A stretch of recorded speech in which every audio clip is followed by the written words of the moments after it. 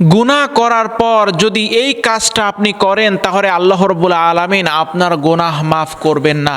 রাসূলুল্লাহ সাল্লাল্লাহু আলাইহি ওয়াসাল্লাম বলেন, আমার উম্মতদের মধ্যে সকলের গুনাহ মাফ করে দেওয়া হবে, কিন্তু এই শ্রেণী মানুষের গুনাহ মাফ করা হবে না যারা নিজে গুনাহ করার পর অন্যের কাছে প্রচার করে বেড়ায়, অন্যদের কাছে বলে বেড়ায়। মানুষ কত বড় বোকা, মানুষ কত বড় লজ্জাহীন, চিন্তা করে দেখেন।